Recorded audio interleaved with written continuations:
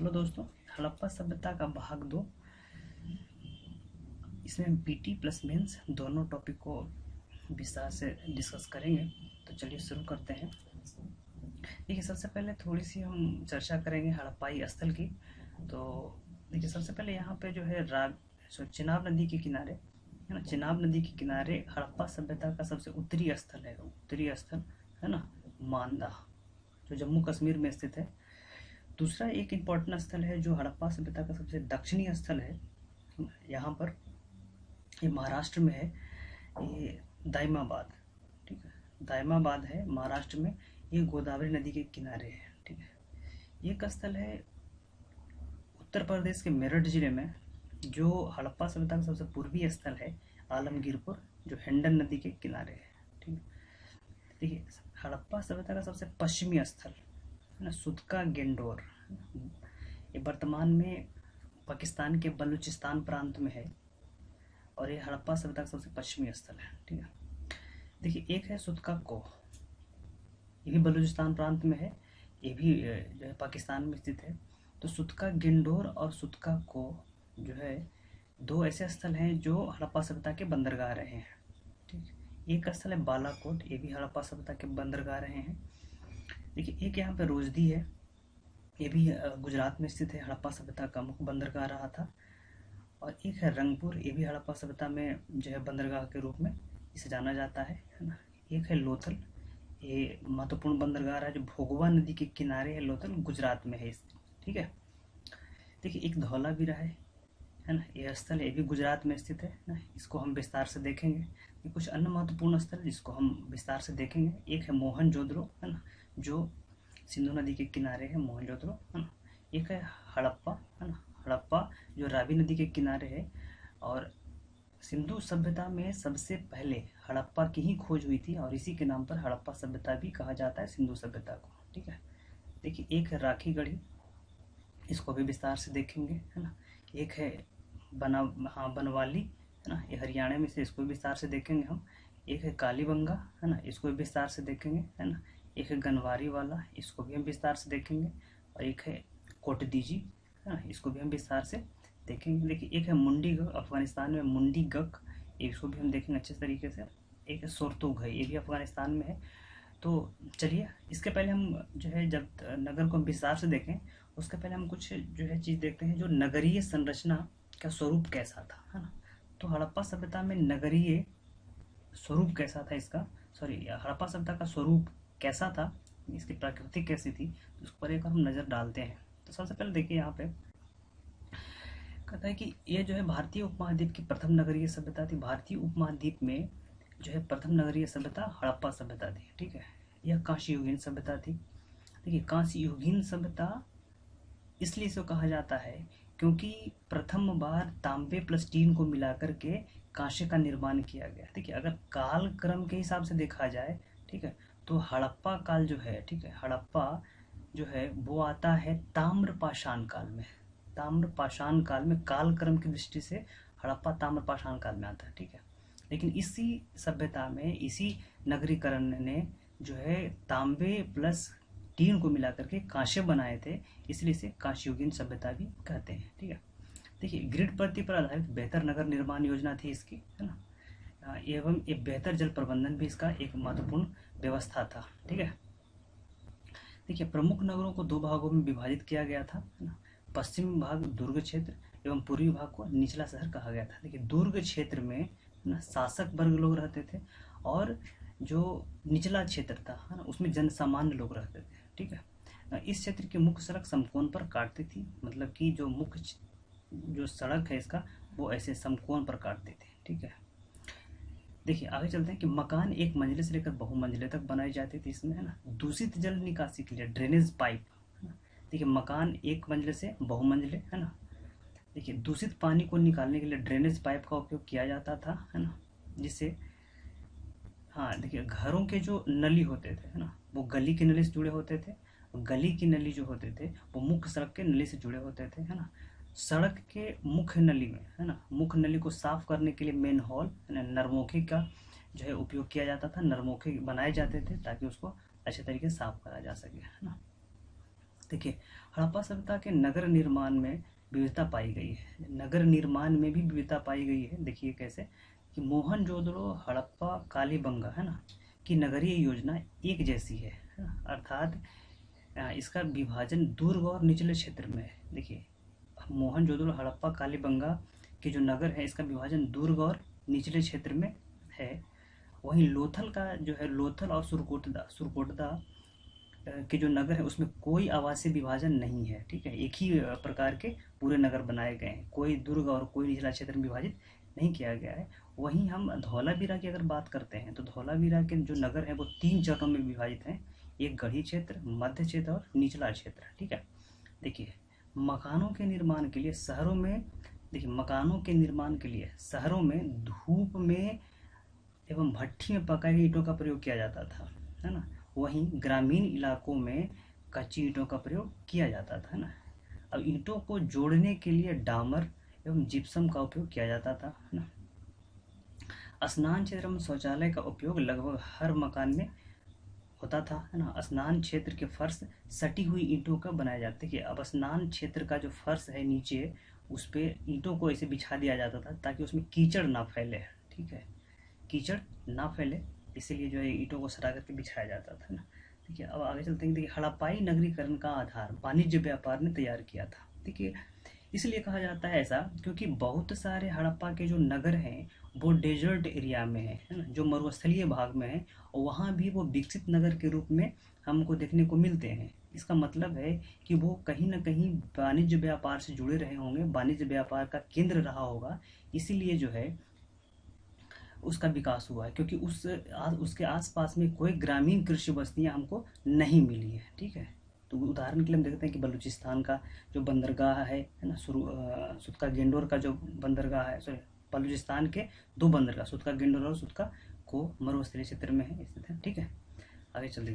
देखिए, उन्नत नगर निर्माण योजना एवं विकसित वाणिज्य व्यापार एक सक्षम शासक वर्ग की उपस्थिति को दर्शाता है, किंतु पर्याप्त साक्ष्यों के अभाव में राज्य एवं सरकार के स्वरूप को स्पष्ट राज्य एवं सरकार का स्वरूप स्पष्ट नहीं हुआ है। देखिए, कहता है कि हड़प्पा सभ्यता में जितने भी वेल प्लान्ड नगर रहे हैं या फिर जितने भी बेस्ट क्वालिटी के उपकरण बनाए गए हैं, मोहरे हैं या फिर प्रशासनिक व्यवस्था है, नगर में जो वाणिज्य व्यापार का जो संचालन होता है, तो कहीं ना कोई तो व्यक्ति होगा जो लॉ एंड ऑर्डर को संचालित करता होगा। लेकिन हड़प्पाई लिपि पढ़ी नहीं जा सकी है और पुरातात्विक साक्ष्य उतने अवेलेबल नहीं है जिससे हम हड़प्पाई नगर में जो है बेहतर प्रशासक की जो पुष्टि कर सकें। लेकिन कोई ना कोई तो प्रशासक होगा ही, है ना।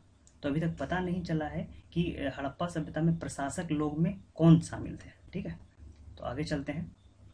देखिए, हड़प्पा सभ्यता के धर्म के स्वरूप में व्यापक विविधता देखने को मिलता है ना।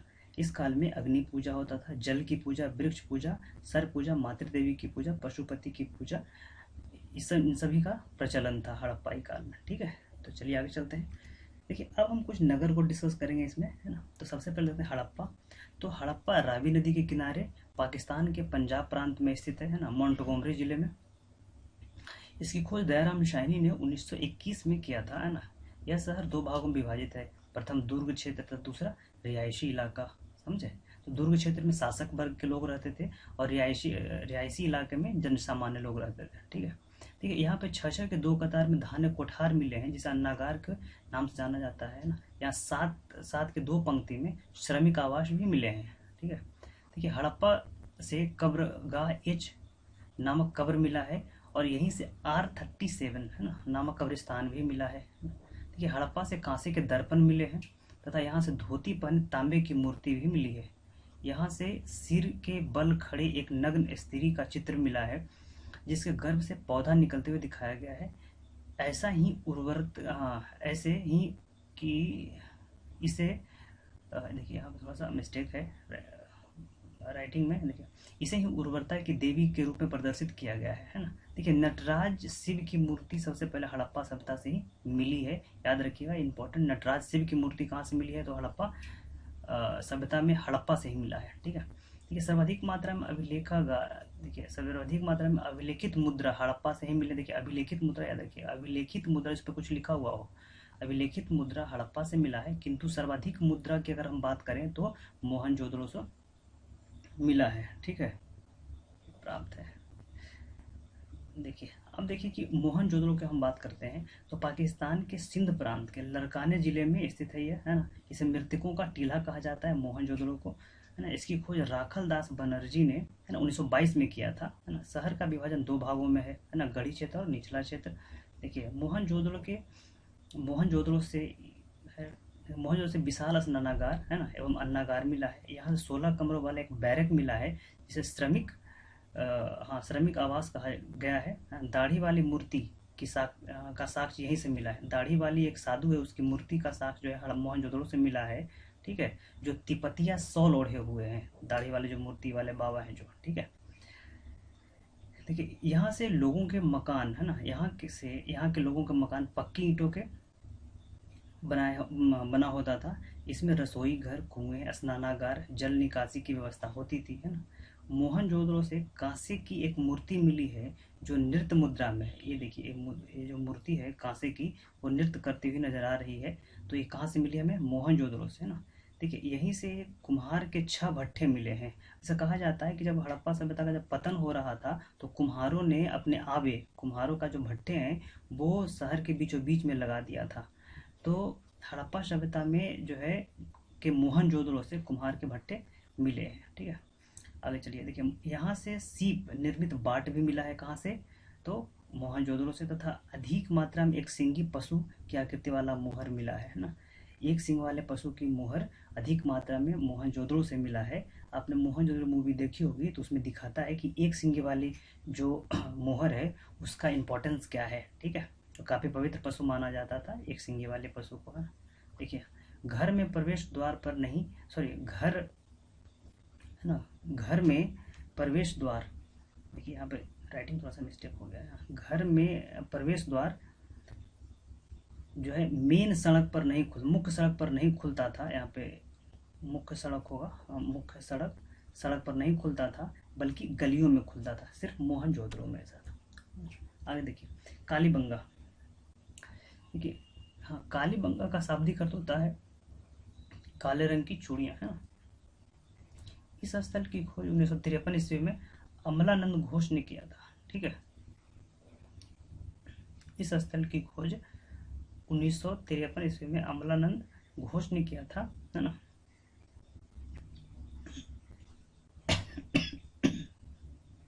सॉरी, देखिए, यहाँ से प्राक हड़प्पाई, याद रखिएगा ये, यहाँ से प्राक हड़प्पाई से हड़प्पाई चरण के विकास के साक्ष्य मिलते हैं। एक क्वेश्चन यहाँ से पूछ देगा कि कौन से नगर ऐसे हैं जहाँ से प्राक हड़प्पा से हड़प्पाई चरण के विकास के साक्ष्य मिलते हैं, तो वो हम कालीबंगा को टिक करेंगे। हाँ, तथा कालीबंगा के भवनों में कच्ची ईंटों के साक्ष्य मिलते हैं, है ना। उसी प्रकार फर्श को पक्की करने का साक्ष्य कालीबंगा से हमें प्राप्त होता है ना। यहाँ के दुर्ग 2 खंडों में विभाजित थे। ठीक है, आगे चलिए। यहाँ से एक शिशु के कपाल में, देखिए ये काफ़ी इंपॉर्टेंट पॉइंट है, इसको आप ध्यान दीजिएगा, है ना। यहाँ से शिशु के कपाल खंड मिले हैं, है ना। एक कपाल का जो है खंड मिला है जिस पर 6 छेद निर्मित हैं, है ना। इससे यह पता लगता है कि इस काल में शल्य चिकित्सा का भी उपयोग होता था। इस समय ऑपरेशन की व्यवस्था भी थी, शल्य चिकित्सा संभव था, है ना। यहाँ से एक मुहर मिला है जिस पर व्याघ्र मतलब बाघ का अंकन भी किया गया है। आगे चलिए, लोथल गुजरात के अहमदाबाद जिले में है, भोगवा नदी के किनारे स्थित है। इसकी खोज रंगनाथ राव ने 1957 ईस्वी में किया था, है ना। यह एकमात्र स्थल है जहाँ से गोदीवाड़ा में डॉकयार्ड मिला है। देखिए, डॉकयार्ड होता था जहाँ पे कार्गो शिप को अनलोड किया जाता था और लोड किया जाता था। ठीक है, तो डॉकयार्ड मिला है लोथल से, है ना। यहाँ से वृत्ताकार एवं चौकोर अग्नि वेदिका भी मिली है लोथल से ही। ठीक है, अग्नि वेदिका के साक्ष्य कहाँ से मिलते हैं? लोथल से, है ना। यहाँ से अनाज पीसने की चक्की एवं मनका बनाने के कारखाने एवं सूती वस्त्र रंगाई के कुंड भी मिले हैं। ठीक है, देखिए, यहाँ से यहाँ के मकान के दरवाजे मुख्य सड़क पर खुलते थे। हमने हड़प्पा में, सॉरी, मोहनजोदड़ो में देखा था, तो वहाँ पे जो है मकान के दरवाजे मुख्य सड़क पर नहीं खुलते थे। लोथल में मुख्य सड़क पर खुलते हैं, है ना। एक मृदभांड पर पंचतंत्र के, हाँ, चालाक लोमड़ी का अंकन भी मिलता है, कहाँ से? तो लोथल के मृदभांड से। ठीक है, आगे चलिए। बनावली। तो बनावली हरियाणा के हिसार जिले में स्थित है, ठीक है। इसकी खोज 1973 ईस्वी में आर.एस. बिष्ट ने किया था, है ना। यहाँ से प्राक हड़प्पा के, हाँ, प्राक हड़प्पा से हड़प्पा चरण के काल का जो है विकास के साक्ष्य मिलते हैं। देखिए बनवाली एक है और एक कौन था, ये कालीबंगा। ये दो ऐसे स्थल है जहाँ से प्राक हड़प्पा और हड़प्पा के साक्ष्य मिलते हैं, है ना। यहाँ से तांबे की कुल्हाड़ी भी मिली है, याद रखिएगा। तांबे की कुल्हाड़ी कहाँ से मिली है, तो बनवली से मिली है भाई। देखिए अब है कि बनावली की नगर शतरंज के बिसात या जाल की तरह थी। यहाँ नगरों में कोई विभाजन नहीं था, है ना, इसको याद रखिएगा। आगे चलिए। देखिए धौलावीरा। धौलावीरा गुजरात के भचाऊ जिले में है। इसकी खोज 1960, हाँ, 1967 से 68 में जगपति जोशी ने किया था, है ना। धौलावीरा का शाब्दिक अर्थ सफेद कुआं होता है। धौलावीरा का शाब्दिक अर्थ क्या होता है, सफेद कुआं, है ना। धौलावीरा एकमात्र स्थल है जहां विभाजन 3 स्तरों पर है। याद रखिएगा, इसको इंपॉर्टेंट पॉइंट है ये, कि धौलावीरा ही कैसा स्थल है जहां नगरों का विभाजन 3 स्तरों पर था, दुर्ग क्षेत्र, मध्य क्षेत्र और निचला नगर, ठीक है। देखिए धौलावीरा से स्टेडियम के प्रमाण मिले हैं। ये जो है धौलावीरा से स्टेडियम के प्रमाण मिले हैं, है ना। यहाँ देखिए यहाँ से जल प्रबंधन, यहाँ का जो जल प्रबंधन है काफ़ी विशिष्ट है धौलावीरा का, है ना। जिसमें जल को रोकने के लिए 16 से ज़्यादा जलाशयों का निर्माण किया गया था, है ना।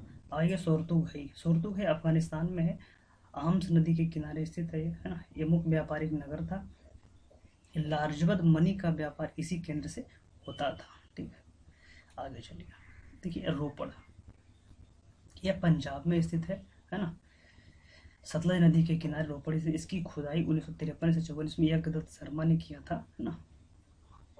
मानव के साथ कुत्ते को दफनाए जाने का साक्ष्य रोपड़ से मिला है, तो इसको प्लीज याद रखिएगा। भारत के स्वतंत्रता के पश्चात सबसे पहली जो स्थल की खुदाई हुई थी वो रोपड़ ही थी, है ना। तो ये कुछ स्थल जो इम्पोर्टेंट नहीं है उसको हमने भी लिखा यहाँ पे, कि सुरकोटदा कहाँ है, तो गुजरात में है। रंगपुर कहाँ है, गुजरात में। आलमगीरपुर आपने देखा ही था, उत्तर प्रदेश में है ना। कोटदीजी पाकिस्तान के सिंध प्रांत में है ना। देखिए कुछ हमने बंदरगाह को भी डिस्कस किया, यहाँ पे लिखा हुआ है कि हड़प्पा सल्तनत में कौन कौन से बंदरगाह थे, तो सुतका गंडोर, सुतका को, बालाकोट, रोजदी, रंगपुर और लोथल, है ना। देखिए लोथल जो है ज्वारीय बंदरगाह के रूप में जाना जाता था। देखिए अधिक संख्या में बंदरगाहों का पाया जाना, है ना, निश्चित रूप में व्यापार संतुलन हड़प्पा सभ्यता के पक्ष में करता है ना। हड़प्पा सभ्यता के पक्ष में करता है, ठीक है। अधिक मात्रा में बंदरगाहों का पाया जाना, क्योंकि जितने अधिक बंदरगाह रहेंगे उतना अधिक, इसका मतलब है कि बाहर से आयात और निर्यात होता होगा। आगे चलिए। देखिए हड़प्पाई लिपि अभी तक पढ़ी नहीं गई है ना। यह चित्राक्षर लिपि है, इसे हम बॉस्ट्रोफ्रेंडम लिपि भी कहते हैं, है ना। यह लिपि देखिए यहाँ पे दाएं से बाएं और पुनः, है ना, बाएं से दाएं, ठीक है, बाएं से दाएं लिखी जाती थी। ओके, तो आगे चलिए। देखिए अब हम कुछ नगर एवं भवन निर्माण पे बात करेंगे कि उस समय का नगर निर्माण और भवन निर्माण कैसा था। तो सबसे पहला पॉइंट देखते हैं इसमें, है ना। देखिए इस सप्ताह की मुख्य विशेषता नगर निर्माण योजना है जो सामाजिक विभाजन को दर्शाता है। देखिए आपने देखा होगा कि हड़प्पा में, मोहनजोदड़ो में जो है ये नगर 2 स्तरों पर विभाजित थे, ठीक है। कुछ ऐसे नगर थे जहाँ पे जो एक ही स्तर पे नगर थे। कुछ ऐसे स्थल हैं जहाँ पे नगर 3 चरणों में विभाजित है, ठीक है। तो इस सामाजिक विभाजन को दर्शाता है। जैसे गढ़ी क्षेत्र है, वहाँ पे शासक वर्ग के लोग रहते थे, है ना। निचले में जनसामान्य लोग। देखिए अब यहाँ पर है जहाँ पे तीन तीन जो है चरणों में विभाजित है। तो पहले जो है शासक वर्ग के लोग, है ना, फिर अभिजात्य लोग और फिर जो है जनसामान्य लोग रहते होंगे, ऐसा अनुमान लगाया जाता है, ठीक है। तो यहाँ पर सामाजिक विभाजन को भी नगर दर्शाते हैं, ठीक है। आगे चलिए। देखिए हड़प्पा सभ्यता के नगर निर्माण में विविधता पाई गई है, जैसा कि मोहनजोदड़ो, हड़प्पा, कालीबंगा की नगरीय योजना एक जैसी है ना। इसका विभाजन दुर्ग एवं निचले क्षेत्र में हुआ है। लोथल, सुरकोटदा, है ना, में कोई विभाजन नहीं है ना। वहीं धौलावीरा में जो नगर 3 चरणों में विभाजित है ना, गढ़ी क्षेत्र, मध्य क्षेत्र और निचला क्षेत्र। आगे चलिए। देखिए मोहनजोदड़ो की मुख्य सड़क 10 मीटर चौड़ी थी, है ना। यहाँ से पहली बार सड़क के पक्कीकरण के साक्ष्य मिलते हैं, है ना। घरों की नालियाँ मुख्य नली से जुड़ी होती थी, ठीक है। मुख्य नली को साफ करने के लिए मेन हॉल होता था, है ना। इस सभ्यता में बड़े बड़े भवन मिले हैं, है ना, जिसमें महास्नानागार, है ना, पुरोहित के आवास एवं अन्नागार, ठीक है। आगे चलिए, देखिए हड़प्पाई नगर के प्रत्येक मकान में, है ना, हड़प्पाई नगर के प्रत्येक मकान में अनेक कमरे, कुएं, स्नान घर, आंगन होता था। यहाँ के फर्श कच्चे होते थे, है ना। केवल कालीबंगा के फर्श जो है को पक्कीकरण किया गया था। आगे चलिए, देखिए सिंधु सभ्यता के लोग आडंबर के प्रेमी नहीं थे। देखिए आडंबर मतलब होता है भैया अलंकरण, है ना। कोई ऐसा जो है मतलब भवन निर्माण में कोई खूबसूरत चीज़ें लगाना, कोई सुंदर चीज़ें लगाना, उसको हम अलंकरण कहते हैं, आडंबर कहते हैं।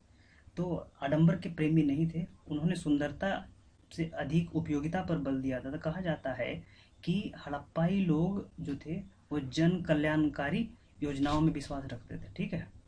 तो हड़प्पाई लोग आडंबर प्रेमी नहीं थे। उससे जिसे हम देखते हैं कि मिस्र में, मेसोपोटामिया में जो वहाँ के शासक थे, उन्होंने अपने जो है राजत्व को सिद्ध करने के लिए बड़े बड़े इमारत बनाए, बड़े बड़े महल बनाए, और महलों में बहुत जो है अलंकरण का भी उपयोग किया है, जबकि मोहनजोदड़ो में ऐसा, सॉरी, जो हड़प्पा सभ्यता में ऐसा नहीं मिलता है, ठीक है।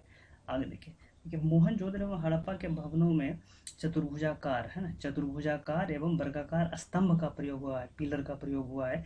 वहीं जो है गोलाकार स्तंभ का प्रयोग नहीं हुआ है, ठीक है ना। ईंटों का आकार जो है 4:2 और 2:1 में होता था, है ना। धौलावीरा तथा सुरकोटदा भवन निर्माण में पत्थर का उपयोग किया गया है, ठीक है। आगे चलते हैं, देखिए यहाँ पे कुछ हम प्रश्न है वो मेंस के लिए भी है और प्रीलिम्स के लिए भी है, इसको आप ध्यान दीजिएगा। देखिए हड़प्पा सभ्यता में नगरीकरण को प्रेरित करने वाले कौन कौन से कारक थे। नगरीकरण को कौन कौन से ऐसे कारक थे जिन्होंने प्रेरित किया, नगर को बनाया।